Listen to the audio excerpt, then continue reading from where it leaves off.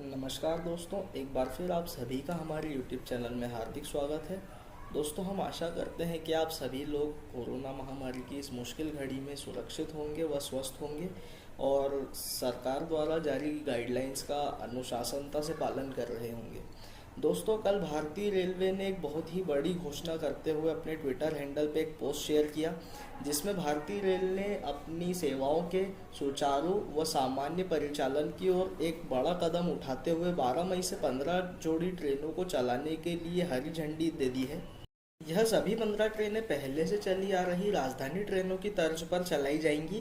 यह सभी पूर्ण रूप से एयर कंडीशनड यानी कि वातानुकूलित ट्रेनें होंगी, जिनका किराया भी पहले की तरह चली आ रही राजधानी एक्सप्रेस ट्रेनों की तर्ज पर ही रखा गया है।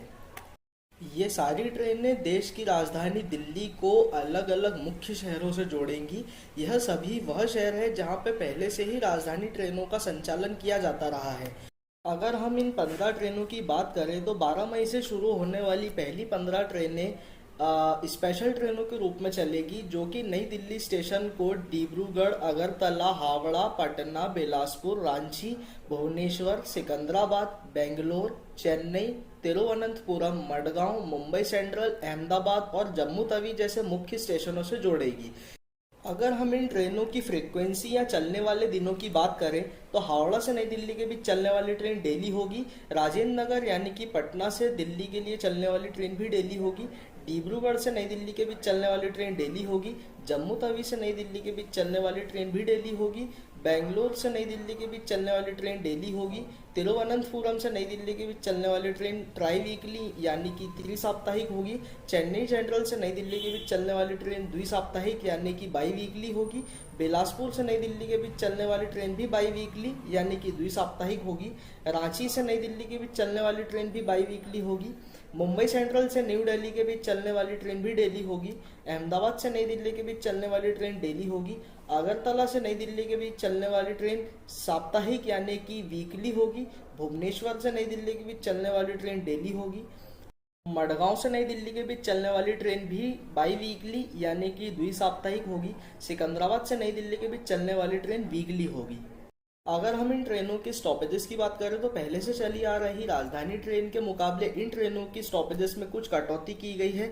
अगर एक उदाहरण के रूप में देखा जाए तो मुंबई सेंट्रल से चलकर नई दिल्ली के लिए चलने वाली राजधानी के नॉर्मली बोरीवली, सूरत, वडोदरा, रतलाम, नागदा और कोटा कमर्शियल स्टॉपेजेस होते हैं, यानी कि इन स्टेशनों से नई दिल्ली के लिए जाने वाली राजधानी में टिकट बुक किए जा सकते हैं। लेकिन इन स्पेशल ट्रेनों के लिए बोरीवली, सूरत और नागदा स्टॉपेजेस हटा दिए गए हैं।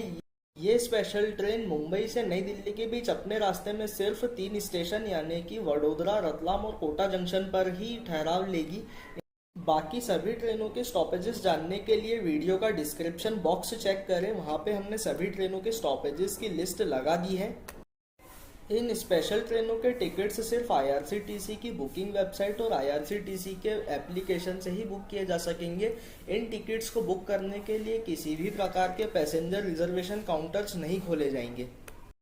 इन ट्रेनों में वसूले जाने वाले किराए की बात की जाए तो पहले की तरह चली आ रही राजधानी ट्रेनों की तर्ज पर ही इन ट्रेनों में भी किराया वसूल किया जाएगा। इन ट्रेनों की टिकट बुकिंग्स आज शाम यानी कि 11 मई की शाम 4 बजे से आईआरसीटीसी की वेबसाइट और आईआरसीटीसी की एप्लीकेशन पर शुरू कर दी जाएंगी। आप सभी को ये भी बता दें दोस्तों कि इन ट्रेनों में आरएसी और वेट लिस्टेड टिकटों का कोई प्रावधान नहीं है। इन ट्रेनों में सिर्फ और सिर्फ कंफर्म टिकट लेकर ही प्रवेश किया जा सकेगा। अगर आप में से कोई भी इन ट्रेनों में यात्रा करना चाहता है तो सरकार द्वारा जारी गाइडलाइन में कही गई बातों का ध्यान जरूर रखें, जिसके तहत ट्रेन में प्रवेश करने से पहले मास्क लगाना जरूरी होगा। ट्रेन में प्रवेश करने से पहले सभी यात्रियों का स्टेशन पर स्क्रीनिंग व मेडिकल चेकअप किया जाएगा। अगर इस चेकअप या स्क्रीनिंग में किसी भी यात्री में कोरोना के लक्षण पाए जाते हैं तो उस यात्री को यात्रा करने से रोक दिया जाएगा।